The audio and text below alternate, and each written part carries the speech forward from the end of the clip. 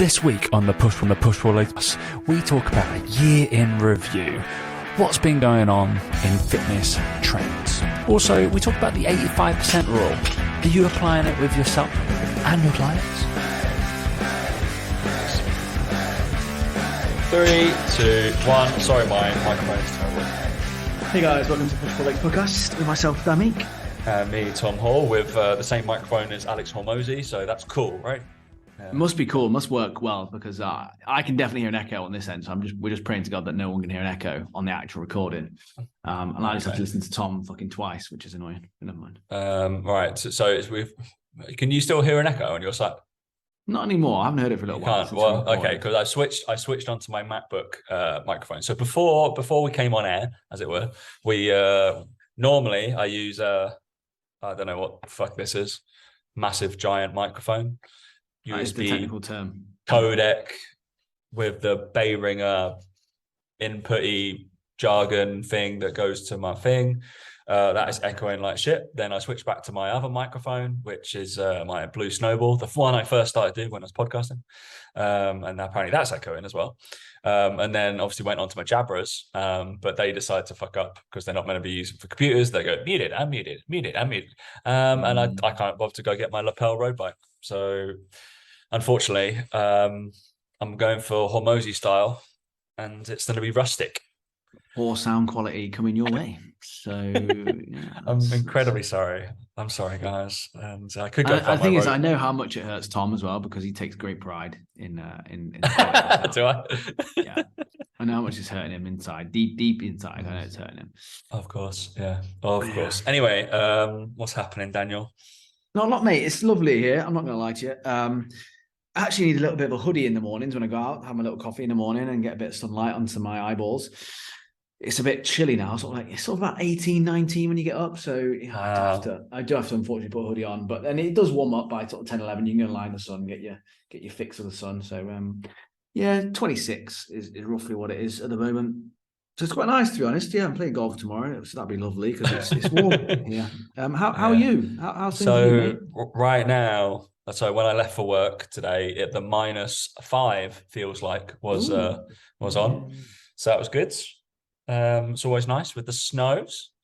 There is. It does look pretty, to be fair. It does look pretty. It is quite pretty, but then it's like pretty for the night it snows, and then the morning of, and then it goes to mush shit, and then turmoil comes back in.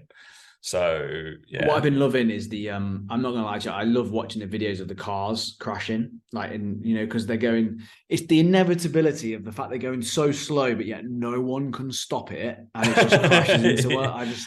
It's not good. The British people, when they just try and drive in the snow, it just makes me laugh. Like, not in a bad way. Like, I hope people nothing serious happens, but that safe. Sort of low level village, like trying to drive out your driveway and just can't stop, and you hit into something like like another car, and people wonder why all these insurance companies are going up and up and up and charging more and more and more every year. It's because of shit like that. Because you're being stupid trying to drive in the snow. How about you stop doing that? Yeah, that's correct. I haven't slipped over, touch wood. I have slipped, but I did make the change from on Saturday. I've started wearing boots out and about a little bit more. So what are they? I've not owned a pair of them for a while. Boots. They like grippy shoes or something. I've got grippy shoes, big old. I've got big old fluffy like DC boots because I'm cool and a cool skater kid. Skater kid, yeah, that's it. Yeah. And Tom controversially put up a post about how he keeps his tea bag in his cup of tea. I mean, no, that wasn't controversial. So the purpose of that post was when I'm at home, tea bag doesn't stay in. When I'm out and about, tea bag stays in. I mean, tea's just an awful choice of drink anyway. But I don't think you can keep the tea bag in there, even if it's. I know what you're saying there. When you go out and about, it's never as strong because they don't make it as well. They're like if you ever order it, I have to order dash tea, and then that's, to me. I tried to think what milky tea is, because Jesus Christ, like dash tea is just like full on milk. I swear. Because obviously, like, foreigners don't have milk in their tea, right? So they're like, I don't think foreigners drink tea, mate. I think it's just British people that fucking put themselves through that. Do you know? Yeah. But no, every now, like, In the winter, I tend to drink more tea. I'm basically what I'm doing is preparing myself for Christmas when I'm back home with my family and my parents, because I will have to drink. It's probably an insult if I don't have a tea It's with the only Mummy. place I have tea, my dad's. When I go to my dad's Yeah. and he's like, "Oh, do you want a cup of tea?" And I always say, "Yeah." And it's the only place I'll drink a cup of tea because it's the only place it tastes half decent.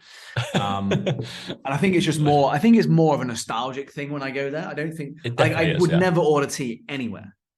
But when I go to my dad's, he never had coffee. He's only just got an espresso machine, coffee machine. Oh wow. But like doesn't really bother with it. You know, he doesn't really have it. It's just for people come over. He just always drinks tea, like non-stop. And it was just one of those things where, like, my mum's, she'd make coffee and be fine. He never had coffee at all. So it's always been tea. So it's just, like you say, it's nostalgia. But I don't have it any other time, ever. Laura drinks it all the time, yeah. She loves it. I just can't stand Yeah, it. she's northern. There's So. coffee. It's fucking horrible. Like, I don't get it. You're both northern to me anyway, so yeah. Well, but yeah. she's Anyone's even northern more too. so. If that's the case. Yeah. They drink tea, but obviously coffee is far more refined. Unfortunately, coffee has left tea in its wake in terms of what you can do with it. Yeah, just annoying. Yeah. But yeah, Well, I think coffee. I wonder if it was the other way around, right? If coffee had a lot less caffeine and tea was the one that was highly caffeinated, I think it would be switched. I do think a lot of people go for the caffeine aspect of it. With coffee, I think that's a big part of it. Yeah, I do. Interestingly, I've started taking the advice of that Dr. Huberman. Have you ever listened to this podcast? It's a bit in depth. yeah, like, it's massive. It's a massive podcast. a bit too long, but I watch his Instagram. So he kind of sometimes he puts like some snippets on there which are quite good. But I've started switching my caffeine intake around. So like I used to always have it when I wake up in the morning, have a cup of coffee. That'd be my thing. I used to really enjoy it. Yeah. And I saw a clip of his the other day, and he was talking about how one of the worst things you can do is have caffeine as soon as you wake up. And I was like, oh, that's caught me straight away. I was like, oh, fucking that's interesting. So anyway, I went and did some research on his stuff, and he was basically saying that it leads to you having the afternoon slump. A lot of the time is because you have caffeine. It's not necessarily always, people think it's because after lunch and carbs, and there's all these other mechanisms. But I looked into it, and basically what happens is the adenosine receptors is what caffeine works on, basically, and it basically inhibits those receptors. And essentially what happens is if you have it too early in the day, you basically just delay the fact that those receptors, then the floating adenosine basically binds to those receptors later on in the day. You actually have to give your body a chance to flush it all out your system. So effectively, if you have caffeine, you're just delaying the time at which the fatigue kind of hits you or can hit you and you have that slump. Whereas if you actually wake up naturally and wait 90 minutes to 120 minutes, your body naturally flushes it out, and then you have caffeine, and then you have the benefit effects. And I've only done it for 2 or 3 days now. Makes a fucking difference. Like, how often have I come to these calls and I'm fucked and I'm knackered and I can't be arsed? Like, I actually feel pretty good. Like, and it really is interesting because obviously, like, I could do that in theory, because my normal, I'm up at like, let's say between 5:30 and 6, and I'll have my first coffee at 7. Oh, yeah. So I'm like, is that a long time? But maybe I could have it at 8, 9 instead. So and again, like, and he also said as well, it affects sleep. So again, he does a lot of stuff on sleep and how circadian rhythms and all this sort of stuff. And basically, again, it helps your sleep. So I was then like, oh yeah, sure, whatever. And again, it's just like whether it is real or not. But again, I only started doing this a couple of days ago, and like last night had a sleep score on my Oura ring 77, not been that high for quite a while. It's like little things you start, okay, maybe there's something to this. And one of the things he's big on is getting as much natural light as you can first thing in the morning. Yeah. So obviously I'm really lucky. Obviously I can get out in the sun and all that sort of stuff. But he said that even if you're in any part of the world, just getting outside first thing in the morning where it's some sort of light, again, before you even think about coffee, before you think about caffeine, all this sort of stuff. It's just interesting. And I think I've started to listen to a few more of his bits and bobs. I'm sure there's some stuff in there that's a bit far-fetched and a bit too far, but that one, when I looked into it and I was like, let me have a look, because obviously, luckily I know the kind of biochemistry and the stuff behind it. So I was like, okay, let me have a look at it. And it does make sense. And yeah, you just don't think about it. You just have caffeine, you just have coffee first thing in the morning, you don't think about it. And then when he was saying all this shit, I was like, that would explain a lot. And then noticed it does explain a lot once you do it. Because people just think caffeine, just stop having caffeine after 2, but it's like, yeah, but people just then have more in the morning, and it's like, well, yeah, like it's not great. So yeah, there you go. Very interesting. Very. So you learn something new every day. There you go. That's the end of the show. That nugget. Yeah, he's called Huberman. What's his thing? Huberman Lab. People who listen to us would have been aware of him 100%. Surely, I'm aware professor. Of him. Yeah. It's definitely, of the people who I know that listen to him and love his stuff, it is definitely on the nerdier side of the coaches that I know. Yeah, I'd say. If you're into a slightly more relaxed podcast, you probably listen to this. Yeah, it tends to be. It's probably a little bit less so. Yeah, I mean, I'm also less inclined to kind of go after some of the stuff he talks about, because he's got here his training protocols. Do you want to listen to this? So go for it. This is why I wouldn't believe every single thing he says, right? Training protocol, HLP, complete fitness protocol. Day 1, long 60 minutes to 3 hours zone 2 cardio. Go for it, mate. Go wild. Day two, legs and calves. Okay. Day 3. Whoa. Why are calves and legs? Right. Legs and calves. Day 3, he does like heat and cold immersion. He changes between the two. That's a session, apparently. Heat for 20 minutes, then cold for 2 to 5 minutes times 3. Then he does day 4, cardio 30 minutes, zone 3. Then he does day 5, torso and abs. Then he does cardio 20 minutes, HIIT. And then on day 7, he does arms, calves, and neck. Wow. Arms, calves. And I mean, that's as a split goes. That's not great. It's niched, isn't it? So there we go. I mean, obviously, everybody's going like, "What the fuck is that split in terms of his body stuff as well?" But the zone 2 and the zone 3 work's interesting. Like, not really working at a great capacity there. Like zone 2s, you could probably hold for 24 hours. Zone 3, you 3 hours, it'd feel like it. You can hold for far longer than 30 minutes. You should be able to, I don't know. Yeah, interesting. But the other thing as well that kind of got me a little bit when I listened to the podcast, because I know I listened to it before, it was like so many adverts for like so many supplements and so many things. I'm like, oh, come on, mate. Like, do these things really work? Like, but yeah, neck training. So yeah. I think today, I had to submit my annual fitness trends thing. What was it? What we'll be doing in like 2023. So review of 2022 and what's happening in 2023 within the world of health and fitness. I believe it's going to be in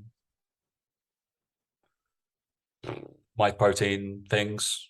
I wrote something else for them. If anybody's got one of their magazines from last month, I'm sure I wrote something in there. I don't really know what. Let me know if you've got it. I wrote something. But yeah, this one, I did it last year as well. But this year it's going out to UK, France, and Australia. So that's interesting. Oh, there you go. Yeah, for the first time, right? They barely ever asked for my fucking credentials. I was like, they actually were like, "Oh, can we have your links and stuff?" I was like, "Oh, thanks. Good, that's good, isn't it?" Oh, that's nice of you. That's nice of you.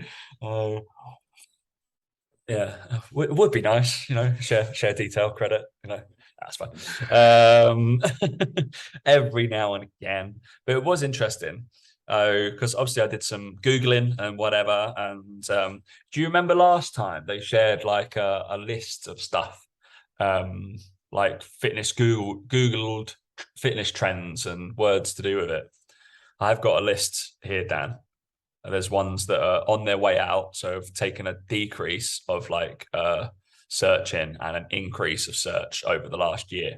Yeah. But I also have Pure Gym's fitness report for gym statistics, which is pretty interesting. So we could have a little bit of a guess take, or we can see and go through some of these questions, Daniel. So I think that'd be interesting. See how knowledgeable you are. No? Okay, wonderful.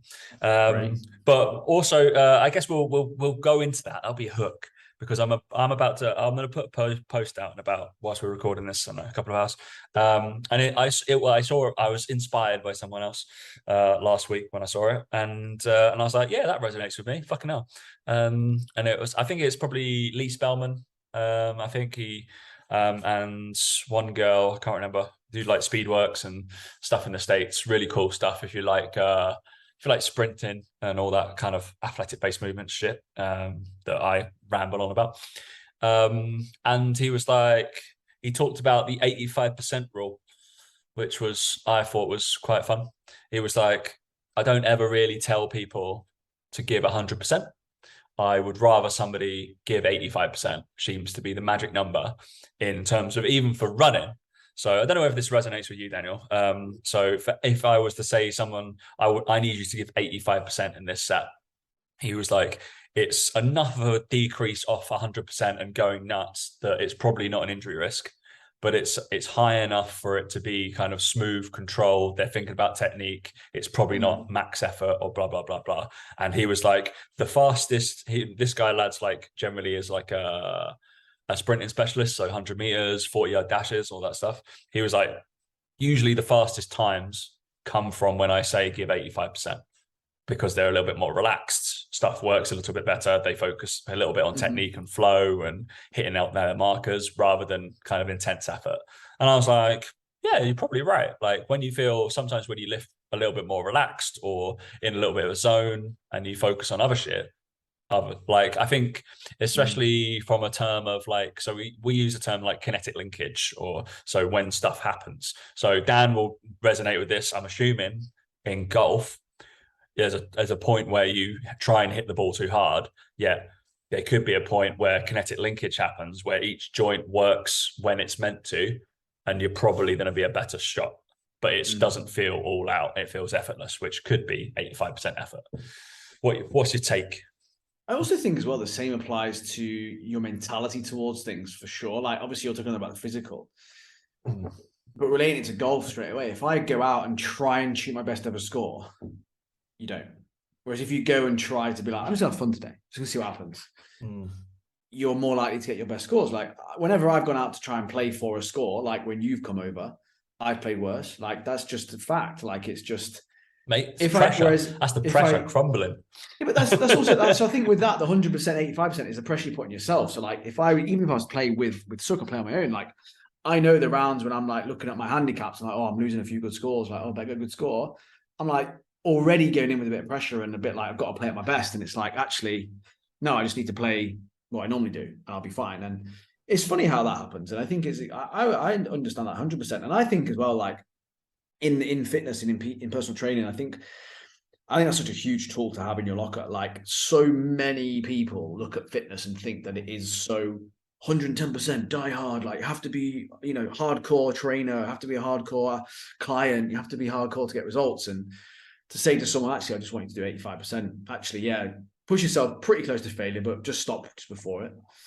Like people get on board with those training plans all day long. Like, of course they would. And like you said, the results come from that bit of it more often than not as well. Because not only, even from a volume point of view, like, again, people talk about the optimal sets you need to do in a week to see muscle growth. But even if you go under that number slightly, it's still like 85% of the gains you're going to get. You still get a good chunk of it, even if you do like 9 sets instead of 15 or 8 instead of whatever, It's the same principle, I think, to a certain degree. If you say to someone, right, can you give me 9 sets in a week? Chances are they'll probably go and give you 12 because they're like, well, actually, yeah, that's doable. Yeah. I think sometimes that it really would help a lot of general public PTs who train general public is to say that. I think it gives a realistic expectation as well. It's like, all right, I'm not asking for 100%. I'm asking you to do 85% of the stuff I tell you to do.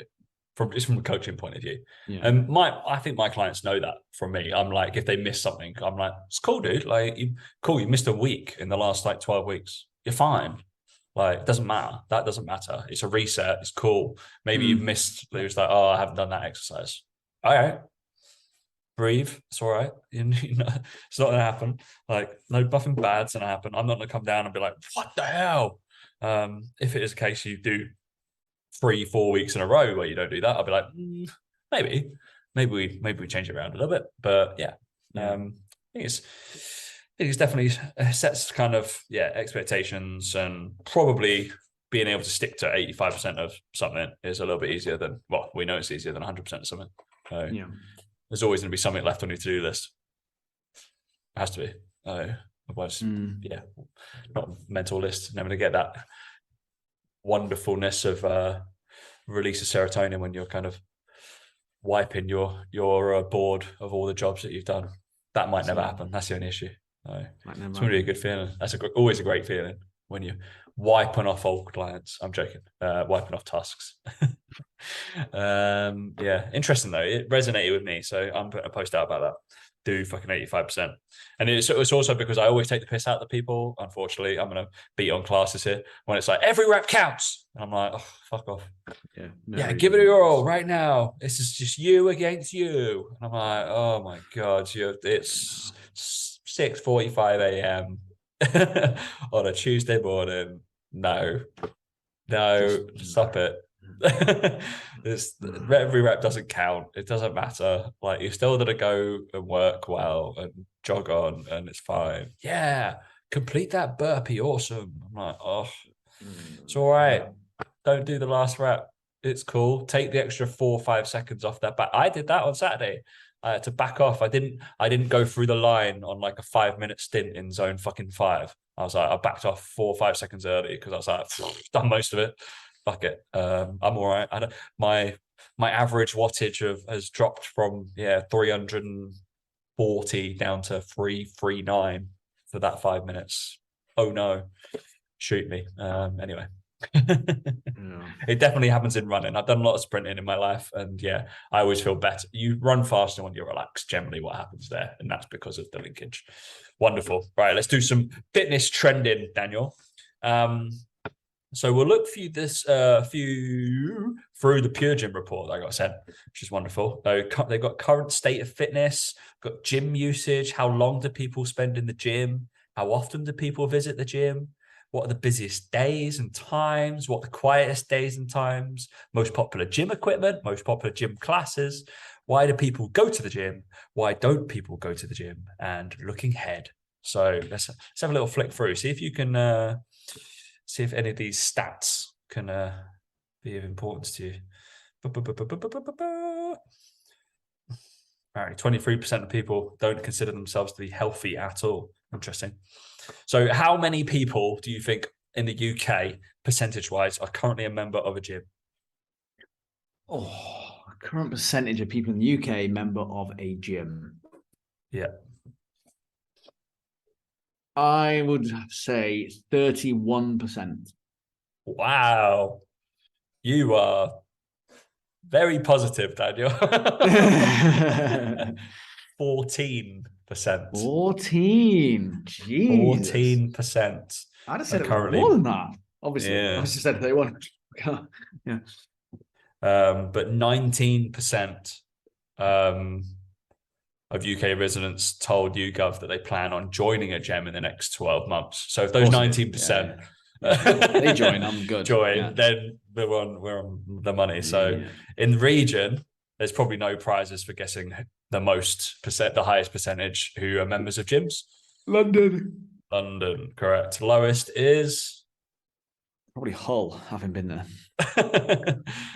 Cornwall, like the southwest. Yeah. I think that's Bath as well. I think Bath's in that little bit. Yeah.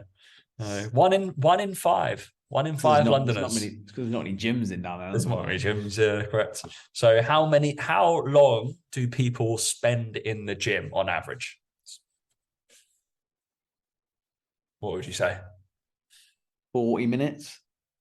40 minutes. Mate, that's pretty much, I'll give you that bang on, really. Yeah. Like, it's between 30 and 59. So about 40, 45 minutes is pretty much spot on. But apparently a quarter of people spend 29 minutes or less per session. I mean, at least they're getting in. It's me, man. I'm just a statistic now.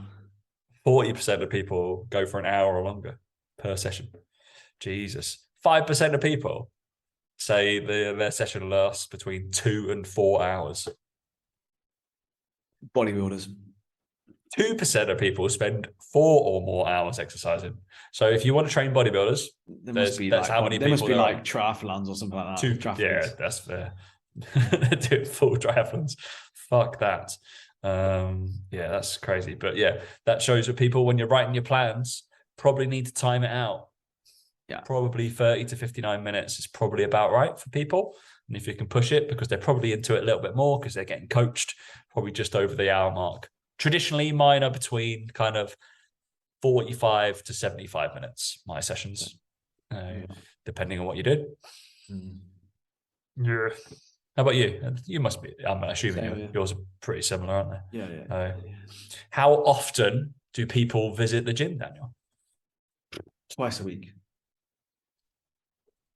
That's what it would be self-reported, but it'll actually be once. Yeah, majority of gym goers 2 or more times. So 62% are saying 2 or more times. 14% every day. Losers. Fucking okay. 19% once a week. Jesus. Well, 2 or more is quite broad, though, isn't it? If they're the 3 choices you've got. I know. 2 or more. Yeah, that's quite interesting. Busiest days and times. What is the busiest day of the week in the gym? Monday morning, surely. Mate, 100% no. I will tell you from working still in a gym, and I would have guessed this without looking at Tuesday by far. It is always so much busier. Tuesday mornings are fucking gross. Apart from this morning, because rail strikes. But generally, I feel like it might have switched. But Monday's still seen as more of like, oh shit, I need to get back into work day. And probably work takes precedent over Monday gym. evening, is that busy? Monday evening might be busy. And then, so it's between Monday and Wednesday that it's saying it's just, but Tuesday is the busiest day in general. Also from a case of, especially from London, commuters don't really come in on Mondays. People tend to work from home a little bit more as they do 3-day weeks. So yeah. And yeah, this might confuse some people or be like, oh shit, really? It's always the general population that get this wrong. What is the busiest month of the year for gyms? It's not January. It's not January. It's, I want to say February. I want to say March. February, yeah. February, yeah. It's that. February. So we have this conversation with online coaches all the time. Obviously, we coach a lot of them now. And then we're like, being ready for January. And I'm like, yeah, but hold your horses, because January people don't sign up. People don't do it then. It is after that. It's after that period, because the people that maybe can't afford it or whatever, they maybe go skiing or things like that. But I said people in January try and do it themselves. They think they can do things themselves. They'll try going running outside. They'll try doing all these things and they can't stick to it. They can't keep it going. They go, oh shit, I need to actually go to the gym. I need to do this. I need to do that. Then they do it once they've had the January sort of like realization of, oh shit, I've made all these New Year's resolutions and I can't fucking do it. And that's when you start to see inquiries going up and things like that, because people go, fuck, some holidays around the corner. Yep. We should do something about it. It's almost like, so sneaky. One of my mentor's students, Sam, we're launching one of his things for 1st of Feb, but he's going to do a pre-launch to get people in the last week of Jan, because they would have fucked up by then. And I'm like, get them in, get that free week. And then they hit the ground rolling in February, because he was like, oh yeah, I want to get it rolling in January. I was like, there's no point.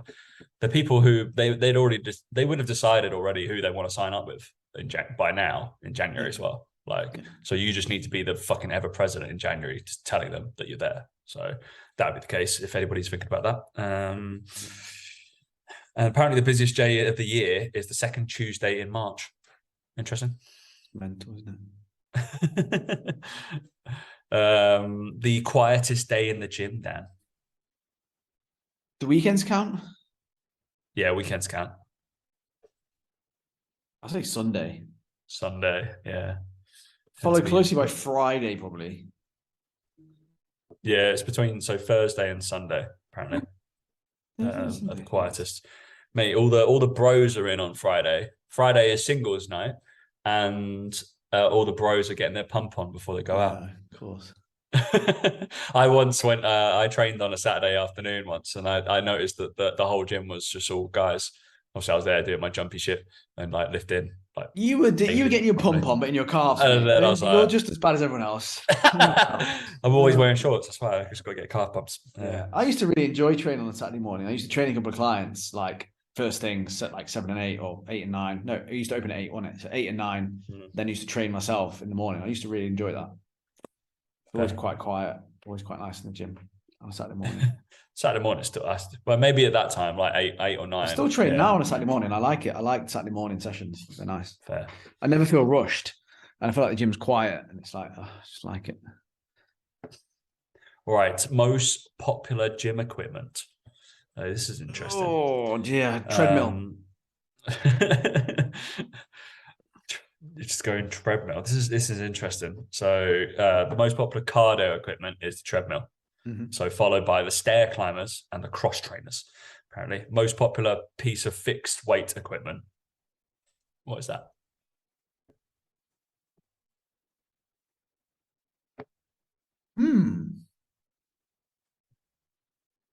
A leg extension.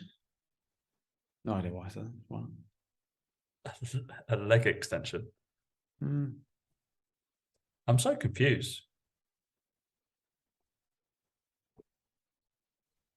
No, it's literally, I was like, what does that mean? Because written down, it's got 5/8 stack. And I was like, that's a cable machine. I've just Googled it. It's just a fucking cable machine. Well, yeah, but there's 5 stations on it. So no. All right. As a fixed machine is a lat pull down. Lat pull down. Lat pull down. Yeah. Still people always go for the old what annoys me in the lat pull down where we have like interchangeable grips. So we've got like mag grips that you can like put on for nice kind of scapular stuff. And then no matter what, all the PTs put the other ones on. They use the mag grips, use different like grips and stuff.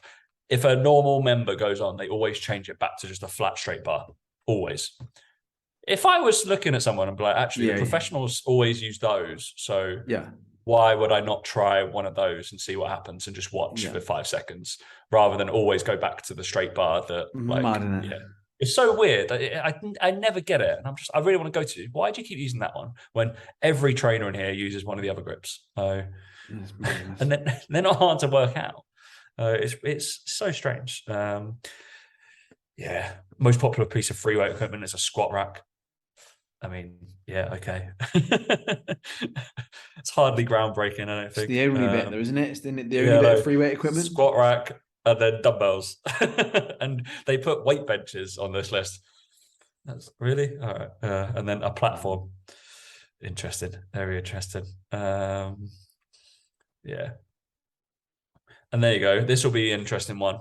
The key reasons, so all coaches that are here, you design your content around, why do people go to the gym?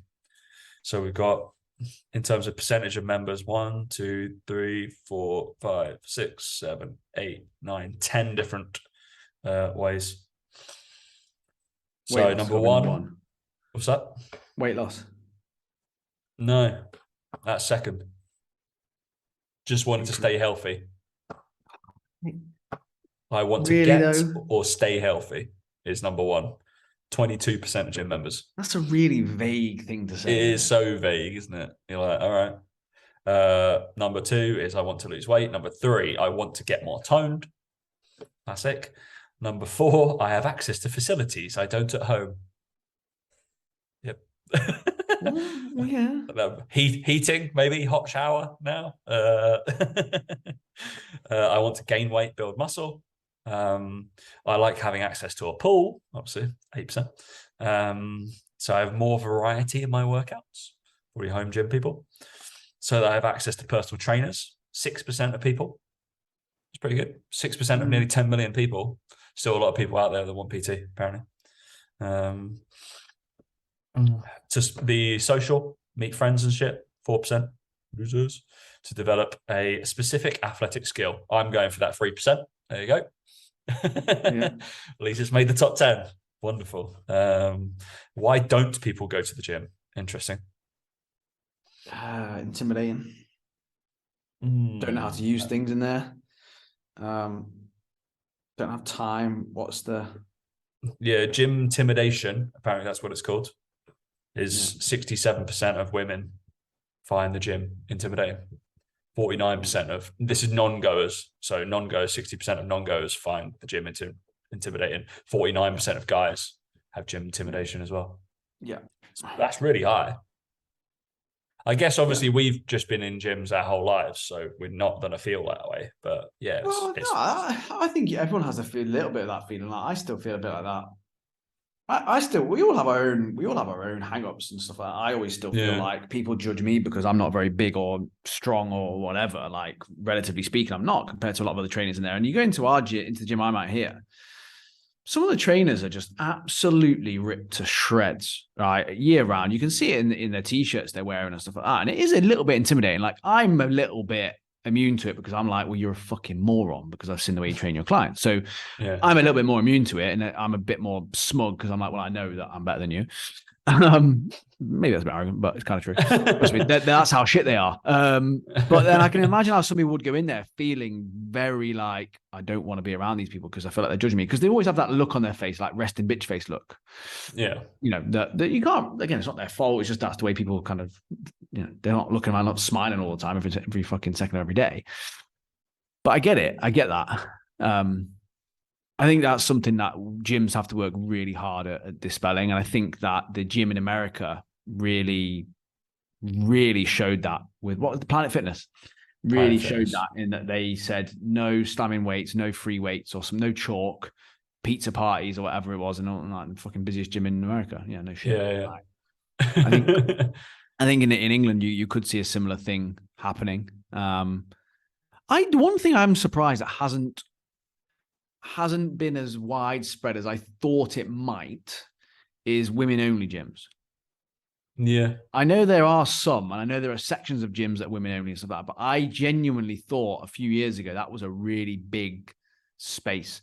But I think just as much as women are intimidated by men in the gym, I think they're also intimidated by women who are fit, and, you know, the same way that I'm intimidated by blokes who are bigger and, you know, on gear and whatever. I would imagine women feel exactly the same way about women, so that's why they don't go as much as the men. Obviously, I think women have it twice as hard. I think they're intimidated by both, whereas I think guys are just a bit more intimidated by the guys potentially. But I think gyms have to work really hard at that. Personally, I think that's something that that is something that's quite hard to figure out how to help people get over that. I think it's hard, like I said, because you still have it a bit, like, yeah, you know. And weirdly, it's got to start from just the ethos of the coaches and everybody in there. So I guess pulling the same way, but you're always going to get people who are not that welcoming, right? So it's always going to be the case, unfortunately. That depends on the gym that you go to. 40% of people don't have a gym membership because it's too expensive. 13% feel they don't know what they would do if they even went there. And then 56% total intimidating experience, so don't want to go. So quite a lot. So obviously, if you have gym intimidation, feel like it's like I've had it. So it's just like training with a PT is the best thing, but even that's like tough. Training with your friend is probably a good way, hopefully. Getting them to do that. Like if maybe you've got a client that has a friend that has gym intimidation, they want to bring them, then bring them to their session and like help them out and do stuff like that. I think that's going to be the case. They probably don't want to train. They never want to train alone, I'm assuming, people who got gym intimidation, because I still have it with I know some of the female clients that I've got, they won't set foot in the SC area without me. Won't go 100%. Yeah. Which I get, like, and I'm sure some of the blokes I train won't probably go in there without me as well. But even though most of them can probably lift more than some of the idiots that are in there, I'm just like, yeah, you know what you're doing, but it's just that weird fear factor. I don't know whether that's my fault. I should try and prepare them a little bit more. But obviously I would be like, I'd take them in there. I don't bat an eyelid when I'm walking around the gym, right? So yeah. Very strange. Very strange. All right, Daniel, let's crack into this. All right, fitness trends, because these are ridiculous. The trends for so should we do review of what the fitness trends were for 2022? So the most Googled stuff. What are we thinking? Last time I was like, you got to get 3 out of like 20. And then you win. Have I got a D? 3 out I of ain't got a 20 I've bell. got to get. Yeah, I Fucking think hell. so. There's 20 in there. Like most Googled terms for fitness. And just FYI, when obviously last time I did this for my protein, I did point out to them, I was like, thank you for this data, but it was an Olympic year. So loads of sports are in there. And I was like, they're probably not going to be in there next year. So only fitness terms. Cool. And it's this year, yeah, up to this point. So this is ranked by percentage increase in Google searches from July through to September. So July, September 21 versus July to September 22. So they showed a percentage increase from those time periods.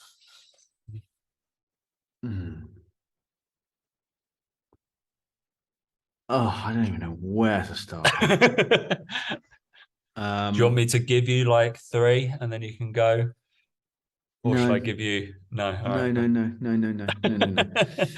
I'm trying to think what's been popular. What's risen in popularity? No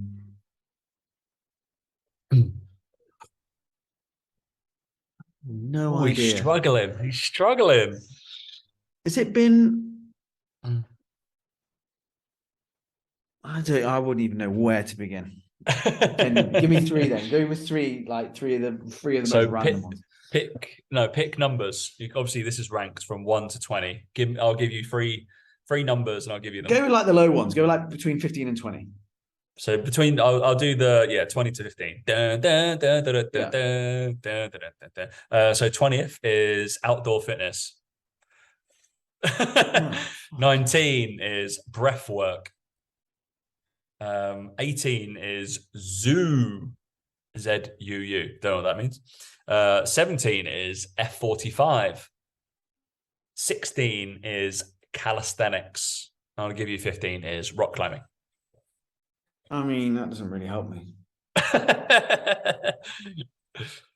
All right, come on. You got to get 1 or 2 of the top 10, surely. Oh, surely. HIIT training. See, I think I'll give you that. HIIT training, high intensity interval training. HIIT training. I don't know. So, because remember last year, like the most Google thing was like hula hoop training, wasn't it? It was fucking so mad. And so this one is, so number 1 is 12, 3, 30 workouts. I don't know what that is. What is that? 3, 30 workouts.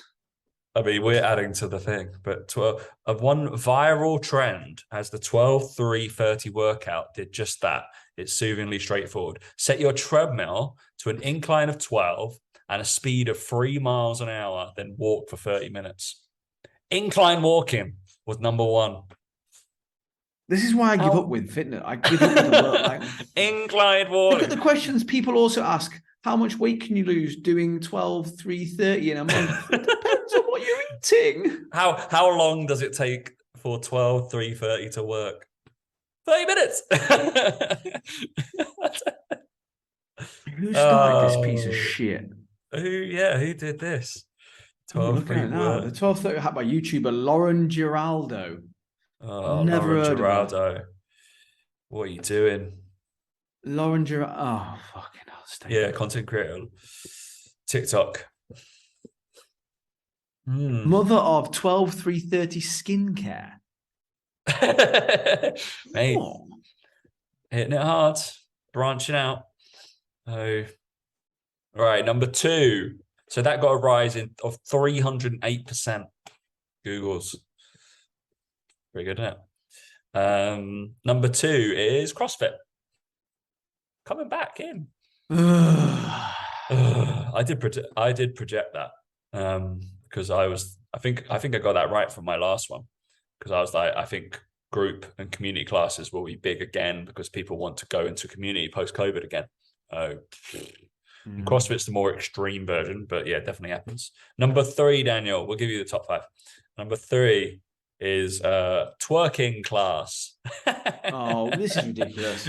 I can't hack it. You know what? I would never get these, and I wouldn't have got any of them. CrossFit I may have got if I'd have just fucking instead of random fitness words. Yeah, 125%. I've been googling twerking classes. I bet you like. I mean, I Google it most days. It's probably just you. Number 4 is something called 75 soft. What does that mean? I'm going to Google that. 75 soft challenge. Soft. What is it? Train for 45 minutes every day for 75 days. What? What is 75 soft? Oh, how literally, how nondescript is this? 1 45-minute workout a day, every day for 75 days. 1 active recovery day. Eat a healthy diet and only drink alcohol socially. If any, only drink on social occasions. Oh, what's that? Oh, there's a 75 hard. There's a 75 soft. Oh, yeah. There you go. Zero so for starters, booze. 75 hard. Of course, no one went for that one. They went for the soft version. 75 hard means 0 alcohol or cheat meals are allowed in the 75 hard. And if you fail, you have to start the 75 days again. Dan does that like that's just normal 75 days for you. I can't deal with fitness. And then number 5 is High Rocks. Oh, of course, should have known that fucking shit. Yeah, I thought you'd get that one.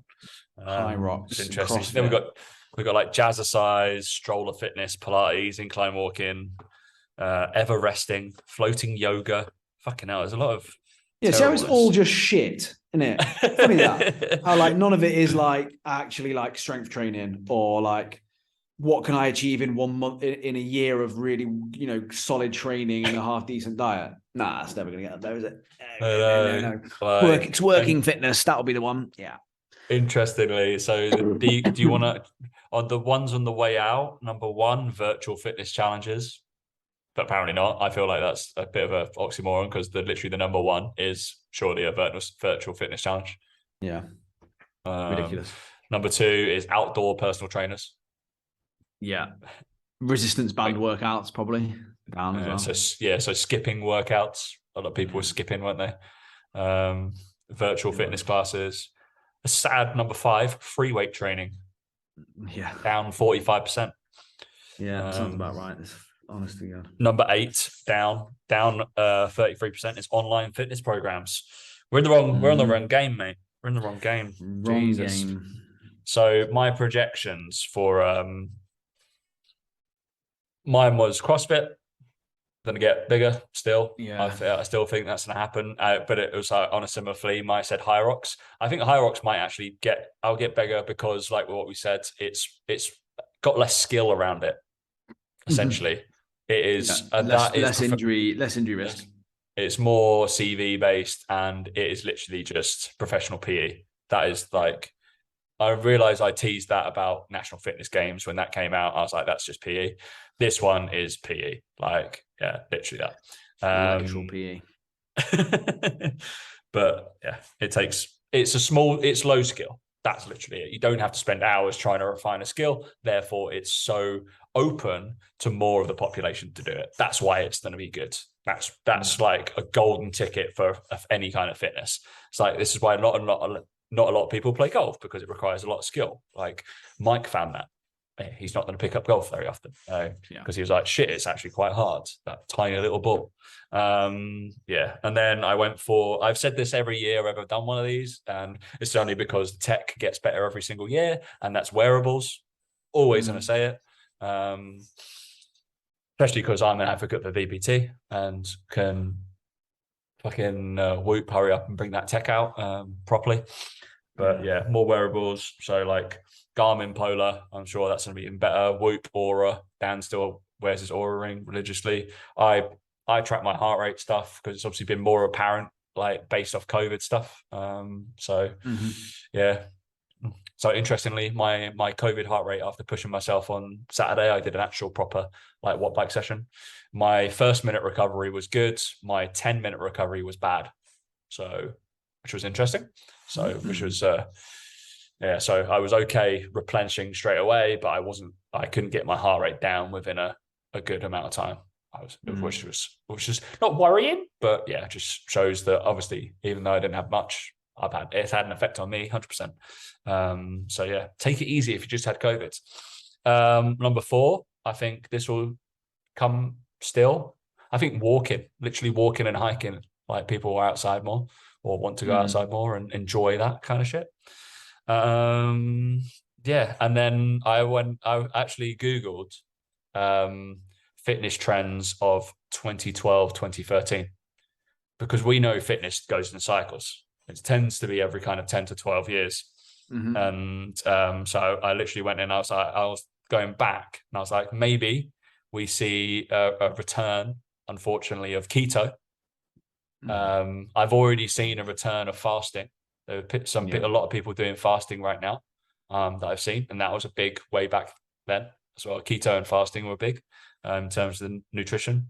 Maybe because like Wim Hof as well, because I'm assuming he does some fasting shit, and obviously that's been reasonably big over the last year.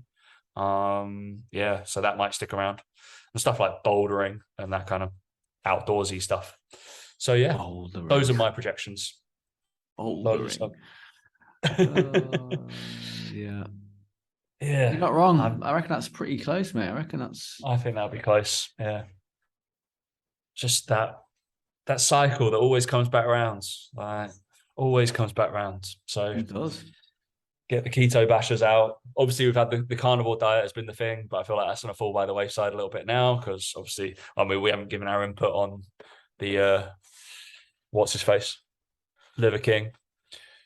I fall on the side of the idiots that believed he wasn't natural. Like, what? Seriously? You thought that was natural? Jesus, look at that man. I think the worry for me is that there are people out there who do think he was natural. I think if you've fallen for anything he said, you kind of deserve it, in my opinion. No. It's like the hypocrisy of like the Chris Hemsworth as well. Like obviously he's got his app, right? Work out with him. And it's just like, unless you take gear, you're not gonna look like Chris Hemsworth if you do that app. Like 100%, unfortunately. That's what's going to happen. And I realize that he's being coached by Ross Edgley and all this kind of stuff, but I'm pretty sure Ross Edgley's probably taken something in his life. Of course he has. Of course he has. Again, you don't need to be a fucking genius to see it. Like you don't need to. Yeah, it's like you say. Most people know. Their profession is to look good. Yeah, that's unfortunately the thing they have to do. So yeah, I think it's just you're like, if you're prepared to do that, then crack on. But if you're not, then the thing is, there's nothing wrong with it. Like you still have to work hard. You still have to do all this. Yeah, you still have to work hard. You know, it's not guaranteed results. It's just like you say. For me, it's the whole with Liver King. It's the whole selling the supplements off the side of it all. But again, like I just feel like, again, if you fall for that, you are a moron because he is talking about an ancestral life and he's getting private planes and sell supplements. Like logic dictates that you're an idiot if you believe him. People like Ross Edgley and stuff like that, I think like you also have to look at that and go, right, the extreme events he's done, all this sort of stuff. You kind of have to have done something like that to push yourself to those limits. And fucking worldwide fucking WWE wrestlers are on it, so fucking Ross Edgley does need to be on it. Do you know what I mean? I don't know if he is or isn't. I don't know, but I know from looking at his physique at certain time points, I can say that he probably was at some point, in my opinion, on something. And people forget as well the benefits post taking it. It's like the whole thing with James Smith. He's like, oh yeah, he openly admits that he's done it, and it's like, yeah, but you get the benefits of it after taking it for years. Like, yeah. So it's also like, yeah, okay, at the time you stopped, but you also still look. And yeah, by the way, yeah, Ross Edgley definitely was looking at pictures of Ross Edgley. I've just been on Google Images. I just reminded myself what he looked like. Yeah. Obviously, we chatted to him, didn't we? But I've met him, and yeah, he's fucking huge. I always feel like you can tell, like from like the muscle bellies and how they look and the shape. I always feel like there's a few giveaways as well for certain muscle groups that grow that are usually quite don't usually grow very well. Traps being one of them. Calves being another. That most people, yeah, it's just interesting. Like I said, I think you still have to do the work. You still have to, like, doesn't take anything away from your achievements, but I think people would be very shocked to know how many people are on them. Oh yeah, I used to hear people go, "Oh, Eddie Hall, really?" Oh, fucking hell. It's not like there's literally another title called Natural Strongest Man. It tells you Literally another one. Yeah. Like, yeah. So all right, guys. Any other business, Daniel? Not for me. No. Not from last week. Our last one me. before Christmas. Probably, yeah. I believe so. Before, I guess we'll have to do some sort of pulley awards. Yeah, always. And then, yeah, I think I'm gonna start busting out some.